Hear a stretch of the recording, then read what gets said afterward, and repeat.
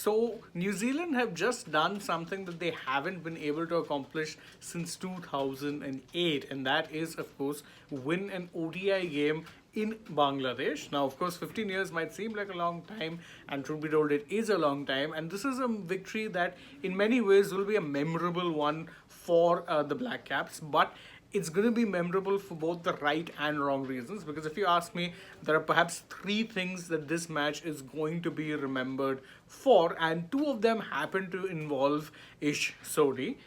Before we get into his own history making feat, it is imperative to, let's say, note the fact that he was involved in something in the first innings that actually ended up creating plenty of buzz on social media. Got a lot of fans talking about what is right and what is wrong as far as the spirit of the game is concerned. It's that familiar old debate once again. But before we get into that, let's quickly talk about the match, because again, this was a pretty good match from New Zealand's perspective. Rested a few players, being led by Lockie Ferguson, and it was an overall very good performance by them. Now, Ish Sodhi, as I said, historic match for him. Let's first talk about the positive in this side. He's, of course, ended up getting a six-fer in this particular match, and that was in many ways a notable thing. He got 6 wickets, was absolutely in top form for New Zealand in this particular match, was very much, giving, let's say, Bangladesh plenty of trouble. And of course, it was historic for him in that regard, because again, he's become the first New Zealand spinner to get a six-fer in ODIs. Pretty impressive feat when you think about it. And as I said, that was the good part. And of course, if you're Bangladesh, bit of a concerning sign, sure, but they too are not really playing a full strength side. So maybe best not to read too much into the results. That being said, the one other thing that it is that we said, that involved Ish Sodhi that does deserve a bit of talking about is that time when he was run out and Bangladesh ended up withdrawing the appeal.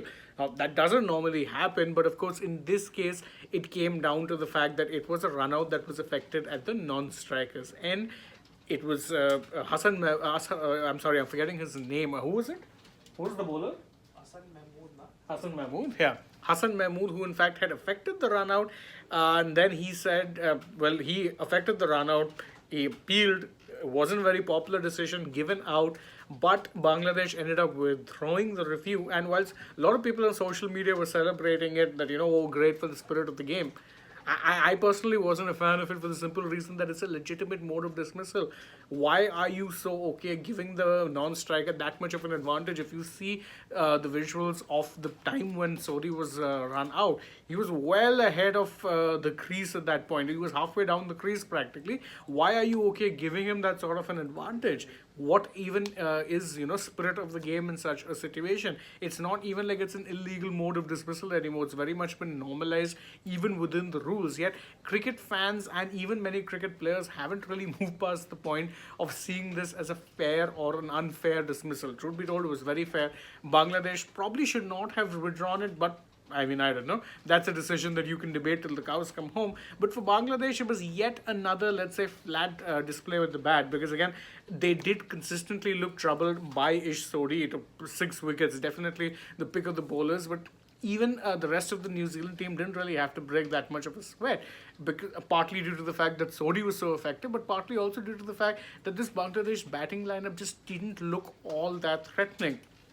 254 might seem like it's a target in today's day and age that is in fact a very, very chaseable score. This is not the late 90s and early 2000s we're talking about, where 250 was a par score and you'd have to bat well. It's a pretty chaseable score, and even the Bangladesh batters did manage to take 9 wickets for New Zealand, so there was definitely something on offer there for both pacers and spinners. This wasn't exactly that sort of a pitch that was, let's say, a turning paradise either. No, a lot of the wickets were taken, if you look at Bangladesh's innings, was the pacers who were more effective than the spinners. So I mean, personally, I thought it was a pretty poor batting display from Bangladesh. Then again, as I said, neither of the sides are playing full-strength squads, so probably best not to read too much into the results. But with Bangladesh, it's pretty concerning that even when they've been playing full strength, if you go by their record in recent multi-nation tournaments, it's just not been that great. That win against India aside, they had precious little to show for their campaign in the Asia Cup. They struggled against all the other big teams,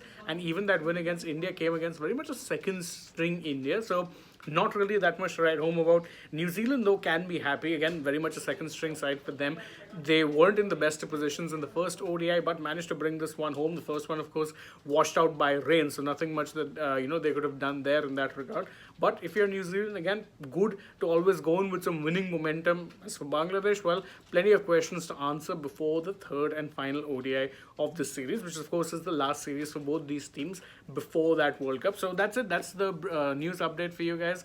New Zealand have won this match pretty comfortably in the end. It was a bit of a cakewalk for them. You'd be forgiven for thinking they were the home side rather than Bangladesh, but that's how the cookie crumbles. Let's see how it is the third and final match goes. Thank you guys so much though for joining us in this update. We hope you enjoyed it, and if you did, please don't forget, like, share, subscribe, tap that bell, leave us a comment, follow us on Instagram, Twitter and Facebook. Don't forget to download the Sports app, and if you're already on the channel, go right ahead, check out some other videos we put up. For now, from my side, it's bye-bye.